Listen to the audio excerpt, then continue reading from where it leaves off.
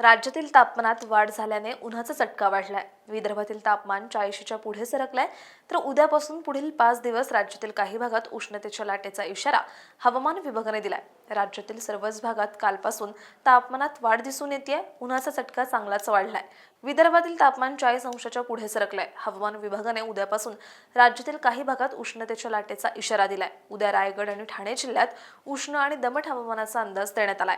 बुधवारी आणि गुरुवारी कोकणातील सिंधुदुर्ग, रत्नागिरी, रायगड, ठाणे, पालघर आणि मुंबई जिल्ह्यात उष्ण आणि दमट हवामानाचा अंदाज देण्यात आलाय। बुधवारी सांगली आणि सोलापूर तसंच विदर्भातील यवतमाळ, अकोला आणि बुलढाणा जिल्ह्यात उष्णतेच्या लाटेचा इशारा देण्यात आलाय। राज्याच्या इतर भागातही तापमान अधिक राहण्याची शक्यता आहे। गुरुवारी सांगली आणि सोलापूर तसंच मराठवाड्यातील छत्रपती संभाजीनगर, जालना, परभणी आणि हिंगोली जिल्ह्यात काही ठिकाणी उष्णतेच्या लाटेचा इशारा देण्यात आलाय।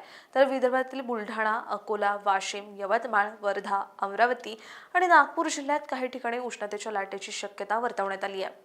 शुक्रवारीही मराठवाडा आणि विदर्भातील काही भागात उष्णतेच्या लाटेचा इशारा आहे। जालना, परभणी आणि हिंगोली जिल्ह्यात उष्णतेच्या लाटेचा काही ठिकाणी अंदाज देण्यात आलाय।